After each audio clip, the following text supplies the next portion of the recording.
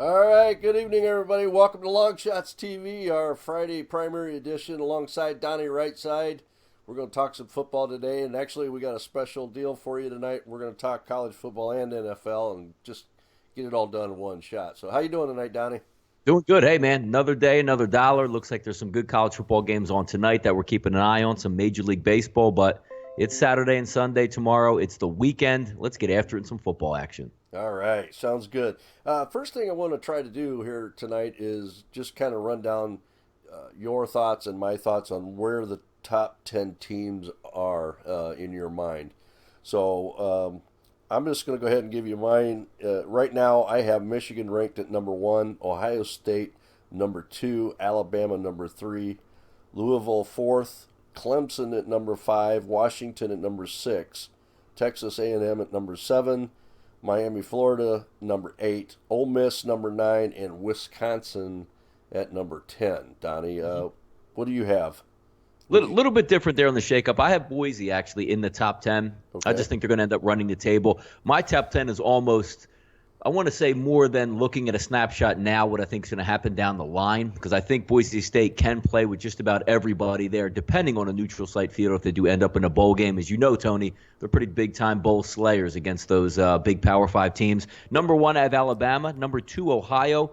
Three, Clemson. Four, Washington. Keep an eye on the Washington Huskies this year. Very underrated, very off the radar since they do play, obviously, out in the Pac-12, play a lot of late-night games. You're not going to get a good look at them, but they are a legit team. Love Michigan coming in at number five. Again, they're setting up for that steamroller game, Ohio State, Michigan, in the big game to end the season. That's going to be a lot of fun. Louisville at 6, A&M at 7, Wisconsin 8, Tennessee at 9, and again with Boise State bringing up the final end of the top 10 at number 10. All right, so slightly different there. It'd be Mm-hmm. interesting to see where it all ends up. Oh, Yeah. speaking of which, I mean, you could almost make a case, at least from where I stood, to have actually Ohio State all as the number one and put Michigan number two. I mean, first of all, they beat Bowling Green. Passing yards 349, 11.2 yards per play, 6-1 touchdown to interception ratio in that game. Rushing, they were only 6 for 30, 5 yards of play, but a touchdown. Then Tulsa, there were 149 there, 6.77 yards of play. Oklahoma, 7.6 yards of play, 4-0 on the touchdown to interception ratio, and then Rutgers, of course, 4-1. So when I looked at the statistics there side by side for passing and rushing, the only reason I put Michigan ahead of Ohio State was the rushing factor. We'll know a little bit more about Ohio State tomorrow night when that big showdown there up in Madison. If they're going to be able to handle their business in that game, they're definitely going to get a bump from me. Sure. They're hanging out at number two, not because of the talent, not because of the head coach, both phenomenal in all areas. I'm just waiting to see them with a statement game. You would have thought it might have been with like Oklahoma, but Oklahoma turns out to be a little bit fraud. I'm not that high on Wisconsin, even though actually having them in the top 10 just out of by default. But you're going to know a lot about them because Wisconsin's sitting there waiting on a bye. If Ohio State can go in there and put a beating on them, that's certainly going to raise a lot of anxiety towards Michigan in the Big Ten coming down the stretch because I do think Ohio State is the most talented team overall in NCAA. But I just want to see improve it a little bit more, Tony. Yeah, absolutely. I agree with you there, Downey. Okay, well, let's talk about a couple of the big games this week. Alabama at 6-0, Week 6 result. They beat Arkansas 49-30 and come into Week 7 at Tennessee. Crimson Tide quickly ended any hopes that Arkansas had on an upset win in Fayetteville. So, what do you see happening there at Tennessee? My opinion, Donnie, right now, I think that's a rollover. I don't think Tennessee is going to be able to stop that offense. Yeah, it's in the SEC when you have a big-time home field advantage like Tennessee does, Alabama does. I mean, anytime you go on the road, it's going to be a little bit harder, obviously, to win. Alabama by far is the better team in this situation.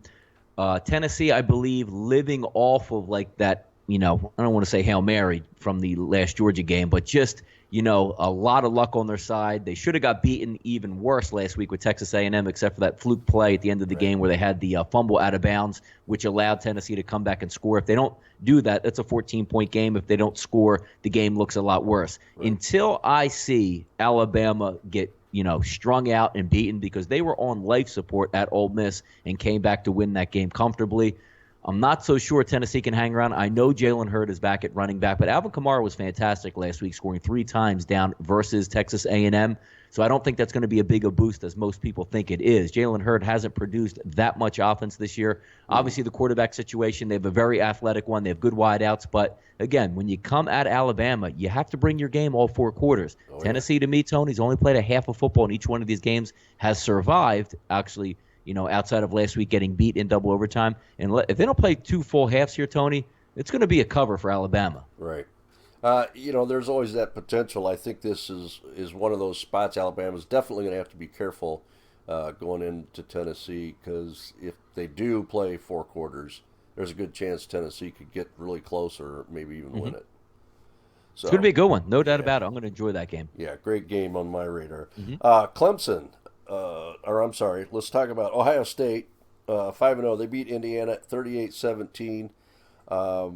And Week 7 opponent is at Wisconsin. Indiana's defense continued the Buckeye passing attack, but J.T. Barrett, Curtis Samuel, and Mike Weber were too tough to stop on the ground. And that's where, I was talking about earlier, it's really hard. The only reason I put Michigan ahead was because of the rushing. But I think Donnie, Ohio State's starting to show that they can run that ball consistently. Yeah, the only thing I don't like about Ohio State this weekend, not to say not to win the football game, because obviously being a double-digit favorite, they're very impressive. And, Urban Meyer gets these guys ready to play. Great coaching staff, great head coach, heady quarterback, athletic quarterback, going against a team with Wisconsin that doesn't move the football, quote-unquote, at ease. They take a little bit of time there. Hornibrook's going to start again at the freshman quarterback. He's going to be in his, I don't want to say first big game, because obviously he played Michigan. Word came out today from Barry Alvarez that the first couple plays of that game, Hornibrook was hit by Michigan and busted up his sternum a little bit, so that's the reason why they couldn't get it going. I don't know if that's, just something for like a smokescreen to say, we couldn't score against Michigan. How are we going to score against Ohio State? Well, hey, our quarterback was banged up. That's why we couldn't score. Right. I think Ohio State is in a good position here, but Wisconsin at home in Madison, Camp Randall's going to be jumping in double digits. It's just going to be hard to cover. I think Ohio State is going to win the football game, but I think Wisconsin's going to slow down the tempo, play good defense, maybe hope for a turnover or 2, and come out ahead in this one. I would lean towards taking the points in this one, but I do think Ohio State is going to win this football game, Tony. All right. Clemson, 6-0, beat Boston College last week 56-10, and they're playing NC State at home. No letdown for Coach Dabo Swinney's team after last week's win at Louisville, as Clemson cruised to an easy win over Boston College Friday night. And, Donnie, I just think here's another team that just keeps doing what they're doing, and they're going to keep on winning. I think they're going to win, but I actually like NC State to cover this game, sitting at about 17.5 to 18. Obviously, I think Clemson's the much better football team. It's hard to play at Death Valley and win, but you know me from being on the past couple weeks on the show. I'm a big fan of NC State. Love the quarterback, doesn't turn the football over. Really good running back, playing strong defense. I think they can hang around the chicken coop in this one. And again, if they're down late 24 points, I think they can come back and get that backdoor cover to get it within 17. I know a lot of people just saw the game last week, NC State, Notre Dame in the rain, and just said, oh, man, well, they can't do much. Well, nobody would do much in the rain there. Clemson would have been in the same situation, and they're fortunate to come out of there with a 10-3 win. I do think they're a little bit undervalued in this situation here, so I would lean towards taking the points with NC State in this one. All right.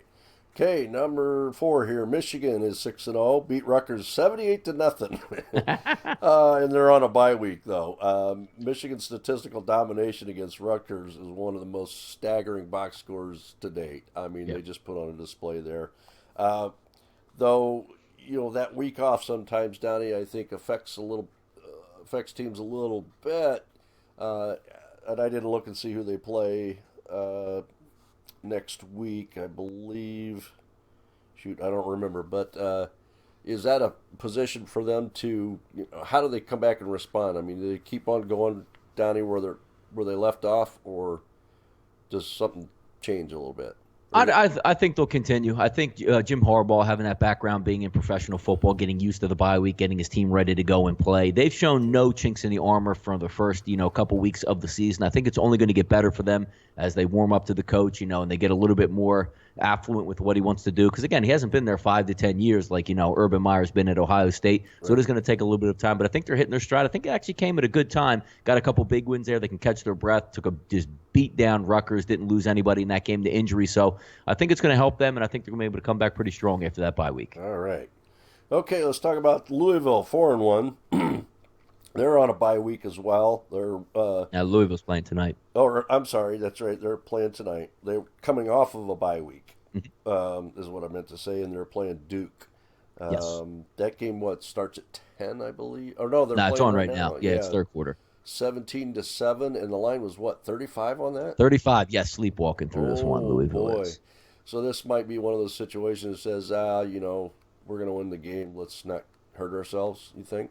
Yeah, they caught a couple breaks in this one already. I mean, they fumbled on their own 15-yard line. It got overturned when it shouldn't have been due to the progress of the runner was stopped, which it wasn't. Wow. Louisville just missed a field goal here to try to extend it to 13. So heading into the fourth quarter, it's a 10-point game. And whenever you have an underdog in that situation, they're going to believe they're going to be able to win. I don't know if Duke can score enough, even overcoming 10 points in one quarter. Mm-hmm. But, the 35 points, I was on another show earlier this week, Tony, and I just said, the line's 35 points. Duke is not a derelict program. Like, you give 35 points to like Rutgers didn't even get 35 points last week to Michigan, right, and it ended up 78 points. So when you look at that many points, it's 5 touchdowns. I always lean towards taking the points. Now, again, it does look good because the game is a 10-point game heading into the fourth quarter. But anytime you look at something around a 5 touchdown, you just have to look at the one team. Are they a derelict program going nowhere, no quarterback, coach is about to get fired? But that's not what Duke is. Duke plays each and every week. Whether they win or not, they're within usually 10 to 14 points against the better teams, and you're seeing that tonight. But again, Louisville just, Tony, straight up sleepwalking tonight. They'll be lucky to get out of here with a win, and I guess they completely overlook Duke. That's one of your situations that I'm glad you asked before with Michigan coming off that bye. Looks like Louisville wasn't able to handle it. Right. All right, so we'll have to keep our eye on that. Washington at 6-0. I know this is one of the teams that you like. I like them as well. I think they're a powerhouse. They beat Oregon 70-21, and they are on a bye week. And a changing of the guard is underway in the Pac-12 North. Huskies dominated Oregon to end a 12-game losing streak in that rivalry. But again, here's another team on a bye week. Do you look at them? How do they come back? Are they going to? They're good. I mean, I've been on them for a couple weeks now, and ahead of the curve on this team. They have everything you need: a dominant running game, dominant offensive line, 3 very good wideouts, a super accurate quarterback, and a defense that doesn't need the blitz to get after the quarterback. They're the cream of the crop in the Pac-12, and I joked last week when we were talking about the game. We're looking at the over/unders here. Right. Literally said that Washington might not punt in that one. They scored 70 points. I'm not even sure if they did punt, but it's kind of a shame because when you're that hot the way they've been, I mean, they eviscerated Oregon, busted up Stanford. It's a really good football team, so maybe the bye week might hurt them a little bit since they're offensive-oriented, but Peterson's got that program moving in the right direction. I looked at, especially in the Pac-12, Tony, they don't play much defense as it is. Watch out, man. They're 50-plus points a game the rest of the way. All right. Look forward to that. Wisconsin, 4-1, coming off a bye week, and they're meeting Ohio State, the Mighty Buckeyes. Wisconsin's had a pretty brutal schedule, but battle tested, yes. Yeah, battle tested. So, do you think that there's a possibility of them running up, taking Ohio State and holding them down? I mean, I know they held Michigan down 14-7. They held LSU down. So they have that pedigree that they can slow the game down. The only question is, when you're in these big type of ball games against teams like the Ohio States of the world, you have to be able to score. Like, you can't expect Michigan was 14-7, but Michigan doesn't mind getting into a slugfest with you. With teams like Ohio State, you can't come into the game and say we're going to hold Ohio State under 20 points. That's not going to happen. I don't care if you slow the game down or how good a defense you play. The question is, can Wisconsin score 3 touchdowns on Ohio State's defense? Right. I'm not sure they can because that's what it's going to take to win the football game. But I do think they can slow it down and maybe get into one of those type games, 24-14, 28-17 type game, which, again, with that line sits right at 11, you probably will be right on that cover area. I don't like the game in particular, Tony, but I do think Wisconsin at home off a bye, big game situation, night game, I think they can hold their own and make that cover, but I don't look forward to them winning this football game. I just don't think they have enough talent on offense to do that. All right. Okay, let's jump down to Tennessee, 5-1, lost to Texas A&M 45-38.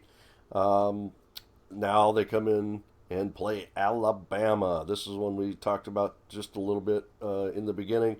But the Volunteers nearly pulled off another second half rally, but ran out of magic in overtime against Texas A&M.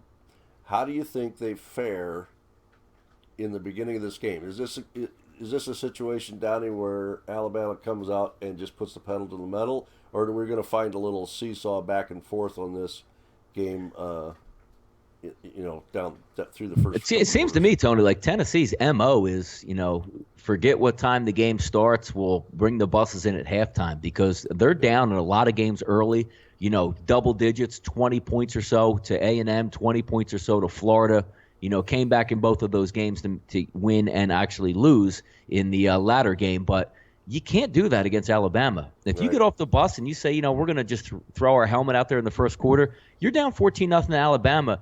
That's not the defense that you want to say, hey, we'll just, sit back in the pocket and start throwing it all over the yard out there. You can't do that. So until I see it from Tennessee and get 4 full quarters, now I know it's going to be rocking at Neyland Stadium. Mm-hmm. They're going to be up for this game. They're very excited. And a couple months ago, Nick Saban just throwing that jab at Auburn saying, our players look forward to the Tennessee game more than any game of the year. Well, you got your wish. It's going to be on the road. It's going to be loud. But again, it's just an environment when you have the best coach in college football. Lane Kiffin's one of the best coordinators, and you have the best talent out there. Boy, it's a hard trifecta to overcome. Yeah, absolutely. Mm-hmm. All right, Ole Miss 3-2, had a bye week, and now they're at Arkansas. The Rebels return for the bye week, looking to end a 2-game losing streak to Arkansas. Can they do that, Donnie? I think they can. The one thing that's interesting is I just like the style that Arkansas plays. They're going to be in every football game. They were in it with Bama for a while last week, and just, talent just takes over. Ole Miss always has that wild card with Chad Kelly at quarterback, but something tells me that Arkansas is going to be sitting back in the hatch and waiting in this one. I would look to Arkansas in this game to put up a really good fight. Any thoughts on that one, Tony? I kind of agree with you there, but in the end, I think Ole Miss just has a little bit more firepower. Firepower and gets it done and gets the cover. Yeah, interesting game. Again, it's looking over this whole card here. It's a great card. Both looking at in conference, in division play, it's really good. Yeah, I love it. Should be a good week. Yep. Okay, Baylor 5-0, coming off a bye week, also is playing Kansas at home. Bears have one more tune-up, Kansas, before hitting the toughest portion of their 2016 slate. Does Baylor keep on rolling here, or does this where they hit the rock? Baylor rolls in this one, but again, I'm just looking at the overall numbers in the game. 35 points, and again, this isn't your Art Briles Baylor, meaning that they're really stretching you. A play every 15 seconds and just gashing you left and right for 15, 20 yards. Because if you take Art Briles teams against Kansas, it's 70-10. I don't know Jim Grobe's Baylor team is, as powerful, as athletic as they were in the past couple years. So, again, if you can get 35 in that game, as bad as Kansas is, I still would lean towards taking the 35 because, again, Art Briles teams, they would have ran them up the flagpole. I'm not sure that Jim Grobe has that pedal to the metal just yet. All right. Sounds awesome. Okay, let's talk about Nebraska at 5-0. They had a bye week also and playing Indiana. Week 6 bye came at a good time for the Cornhuskers. Quarterback Tommy Armstrong, tight end Sethan Carter, and receiver Jordan Westerkamp are just a few of the Cornhuskers that are nursing injuries from the first month of the season. So I'm sure the bye week helped them there. This ought to be a really good game. It's actually a game, Donnie, that I was kind of keying on. I love this matchup, but there's definitely one team I would put money on that comes out on top on this one. What do you think, Donnie? Yeah, I mean it's going to be a good one. Going back and forth. Is this good? Is this the long shots play of the week? It is. Yeah, go ahead. Let me hear about it. All right, long shots play of the week for college football guys is Nebraska. The Huskers -3. Book it. Interesting, because that line opened up at 6.5 and did drop to 3, where it sits now. It's been bouncing today between 3.5, but it's definitely an interesting game there in the Big Ten. We'll see how that one plays out. It is. All right. Let's jump down to Houston at 5-1. They lost to Navy 46-40, and then they are playing Tulsa at home. Houston's playoff hopes sink after the loss to Navy. Coach Tom Herman's team now needs a little help to win the American Athletic Conference West Division. Can they do that there, Donnie? It's going to be a good game, meaning that Tulsa, I mean, this is a brand of football that if you like offense and you like wide open systems, this is going to be one to watch. Tom Herman, has this team rolling with Houston. Now, I mean, rolling on offense. Last week they were upset by Navy. I still can't believe they lost that football game. Yeah. They should have just out-talented Navy overall. They couldn't get it done. Every time you turned around, Navy was scoring on the pass, on the run, interception returns. Just a complete letdown, a complete mess for a 17-point favorite on the road at Navy. I think they're going to settle down. This is the perfect antidote. Tulsa coming to town. Tulsa's got a big-time running back, big-time quarterback, and a big-time wide receiver. It's going to be a lot of points in this one. I know this over-under is totaling in the 70s. I think it's going to be every bit of that 70s there because, again, Greg Ward's going to do whatever he wants to do, but Tulsa also is going to have a great game plan coming in this one. I wouldn't lean towards a side so much, even though obviously Houston should win the ball game. I would lean towards a shootout in this total, somewhere to end up in the high 70s and probably get that cover. Absolutely. All right, number 14, Oklahoma 3-2. They beat Texas 45-40, and they're playing Kansas State at home. Sooners use big performances by quarterback Baker Mayfield, 390 passing yards, running back Samaje Perrin, 214 yards, and receiver D.D. Westbrook, 232 yards receiving to hold off Texas 45-40 in the Red River rivalry. That was definitely, and always is, one of the greatest football games, and usually is a pretty high-scoring game. Donnie, do you see Oklahoma continuing to roll? I mean, Kansas State, in my opinion, they've been kind of up and down. Not really sure what they're all about, but Oklahoma, they play one brand of football, and that's smash mouth.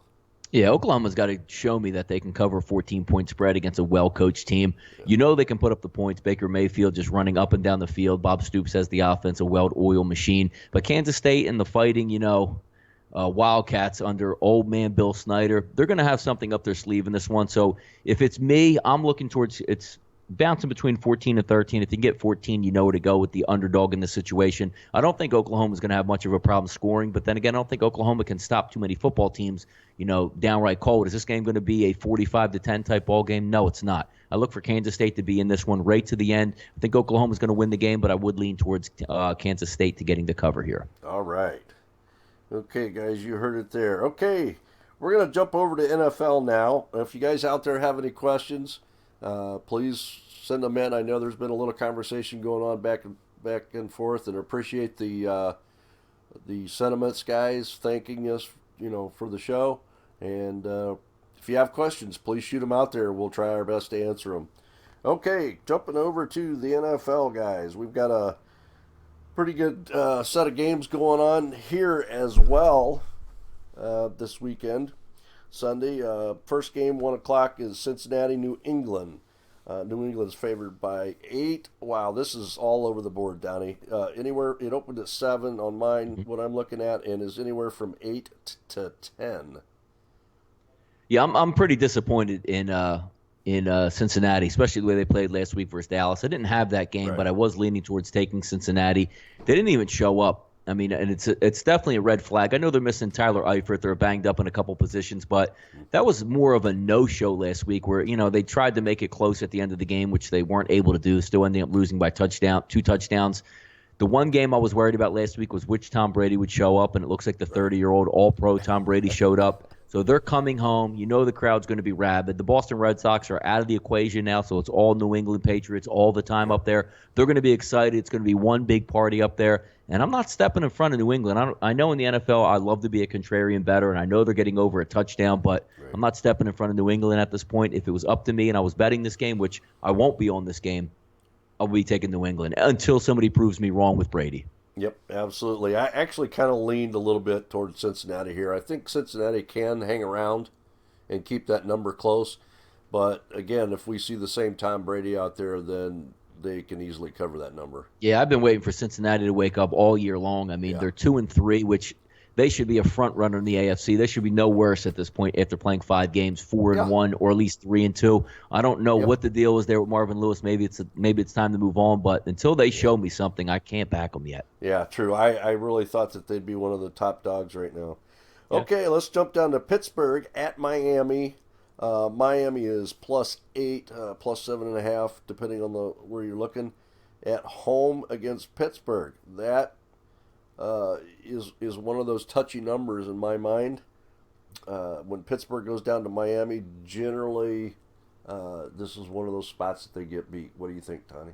Steelers fans going to take over this game. The one thing that I don't like, again, you have to look in the NFL more so than college football to see which way the action of the betting public is going, Right. and it's overwhelming. Over 70% is going on the Pittsburgh Steelers. The line opened up at 7.5.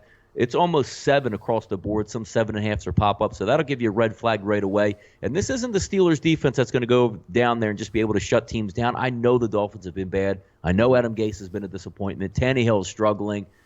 They just don't have it together yet. But again, laying more than a touchdown on the road is a recipe for disaster in the NFL, Right. especially when all the money's piling up on one side. I would actually feel better, Tony. It sounds crazy taking the Steelers if they were -10 in this one, because then you're setting up a runaway. But that number is a fishy number. I haven't made a decision on which way I'm going to lean yet on that game. But you know me, home team, getting bet against and getting more than a touchdown, sign me up Oh, yeah. half the time. Yeah, You know what I mean? absolutely. Yeah.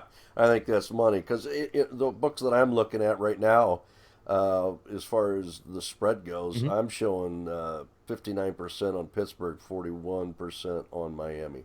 Mm-hmm. So, it's a little bit different. Okay, let's jump down to Philadelphia at Washington.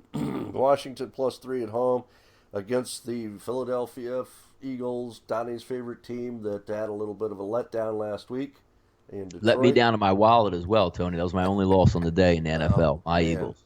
Yeah, that was a killer. I was on that play as well against my Lions. But, you got to do it. You can't be a homie. You can't be a favorite. When the line and the play looks good, you got to take it. Yeah. How do you think they respond this week at Washington? Do you think they bounce back? Does Carson Wentz have a good game? Yeah, I'm surprised. This line is completely moving, Tony, in the Eagles' direction. The Eagles opened up +1.5, have now swung all the way to -3, and that's on the heels of Jordan Reed. Looks like he's not going to play, which is 50% of their offense. He's the engine that makes Washington go. Jordan Reed looks like he's not going to play due to his 6th NFL concussion, but they're dangerous. Washington is dangerous in the areas that the Eagles don't want to, somebody to be dangerous. Deshaun Jackson, Jamison Crowder, Pierre Garcon, very quick wideouts. The one thing that you can get over on the Eagles is at their cornerback position. They have very good safeties, but that does worry me a little bit there. And again, I have to see it out of the Eagles. Last week was a big game for the Eagles. They didn't show up in the first half, played well, should have won the football game if it not for a late fumble and an interception on the following series for Carson Wentz's first of the year. But that was a game that was going to show me if they were for real. They did play well, but again, this is another type situation. You're going on the road this time in a division. You have to have this ball game. So does Washington. It's hard to put the Eagles in a favorite and say I'm going to absolutely back them. So if it's 3 points, as much as I love the Eagles, I probably would be leaning Washington, even with the injury information to Jordan Reed. We'll be rooting for the Eagles, but I don't like that situation if it's a field goal. Anything less, I probably would lean towards the Eagles. But again, Tony, I just need to see more out of this team on the road before I can back them with a lot of money. I agree, and I'm showing 94% of the money is on Washington. Really? I have 80% on the Eagles. Wow. Interesting. It's very interesting when you go from I'm on Sportsbook Review. Yeah. Showing it. So, the problem that I have, guys, especially when you're looking at these numbers, and you already see there's such a differential in it. You got to go across multiple sources to find that information and then compile it together, doing an average, okay, to get a true number. That'll give you a much better idea of what's really truly going on out there. Okay, so let's make sure we pay attention to that. All right, Baltimore, the New York Giants. Giants favored by 3.5. Baltimore, despite my hatred of them, is still rolling. How do you think they do against Eli and company at New York, Donnie?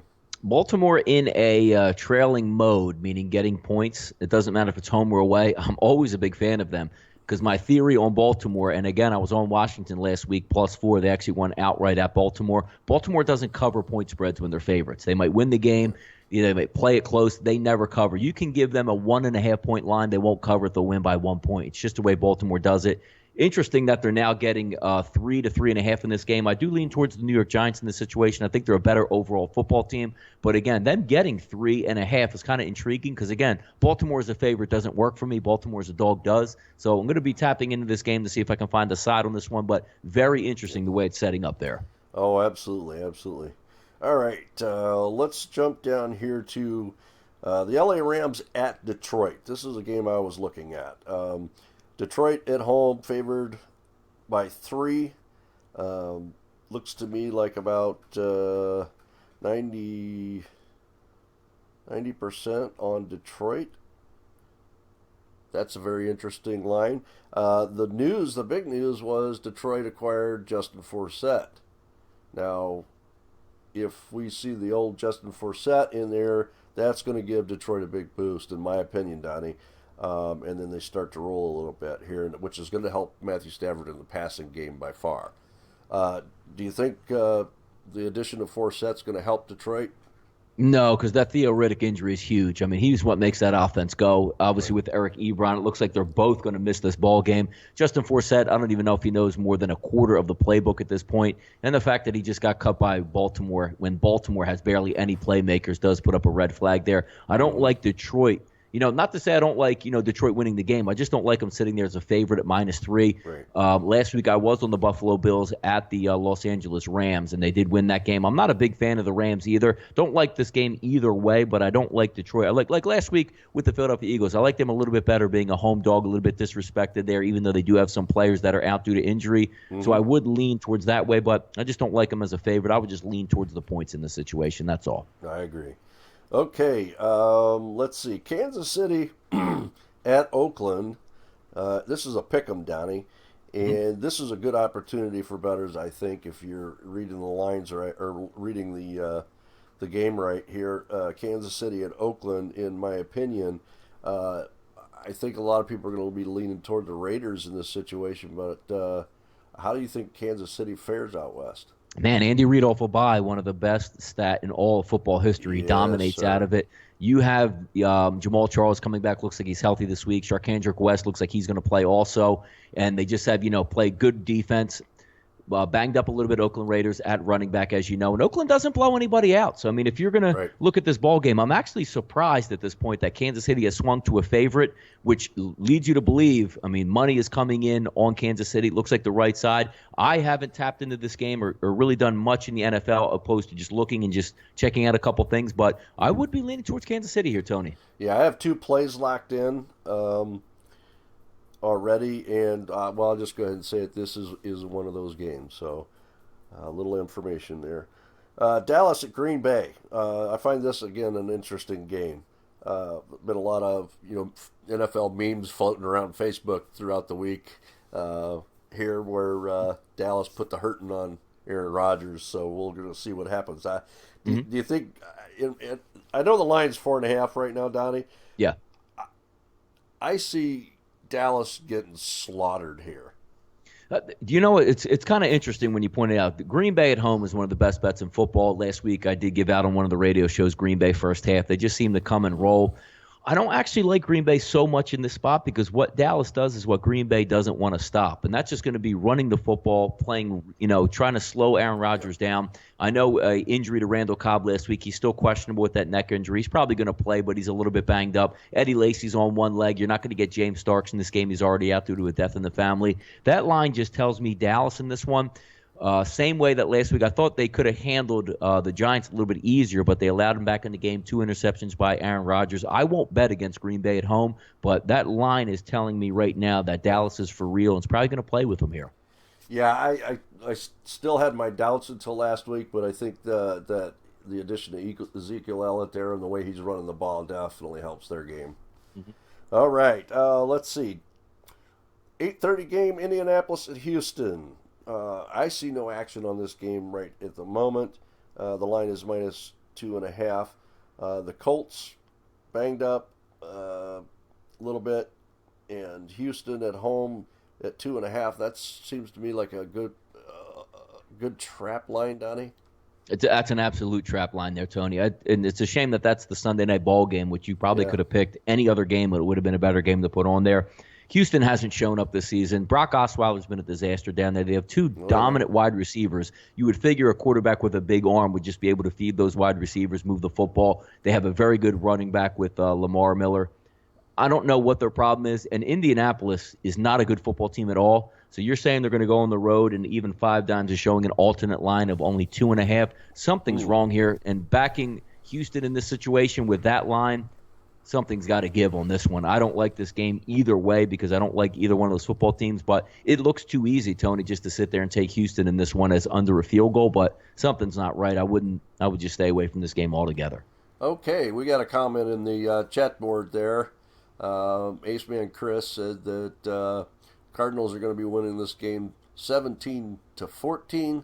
They've been one of the good teams this year.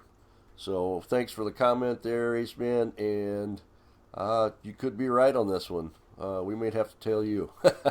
Mm-hmm. All right, and then the Monday night game, Donnie, is the New York Jets at Arizona. Arizona's favored by 8.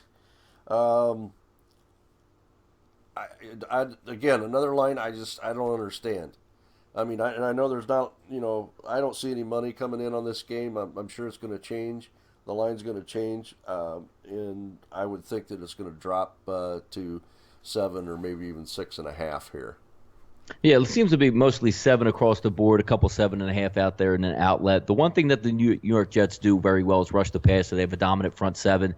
And Mike Iupati and also Evan Mathis looks like they're not going to play in this ball game. That's going to hurt, and Carson Palmer, concussion history already, hasn't played well this year.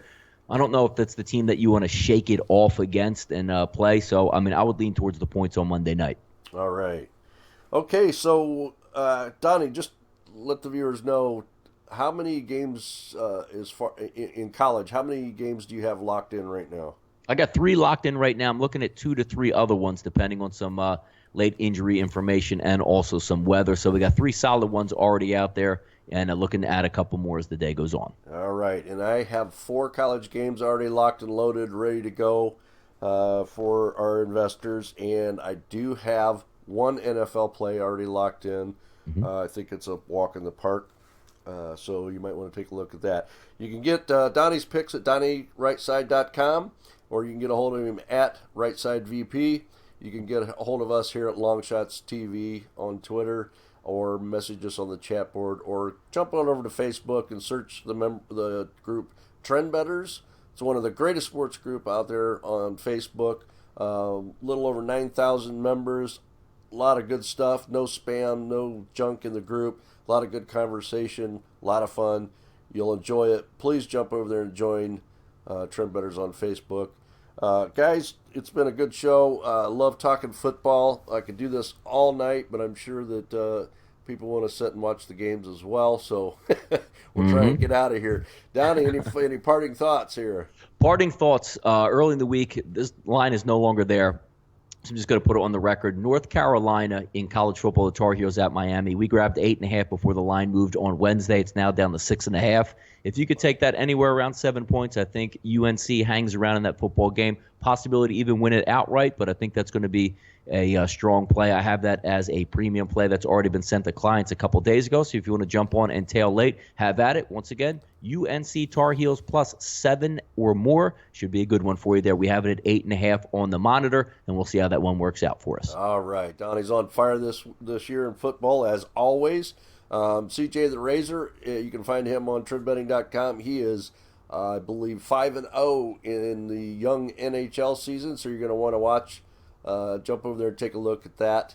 And right now I am 2-0 on NHL plays as well. So NHL is a good season for us. We make people a lot of money for that. So, Johnny, it's been fun as always. Love talking to you, and we shall see you next week, brother. Yep, absolutely, man. Friday night, let's make it a party. All right.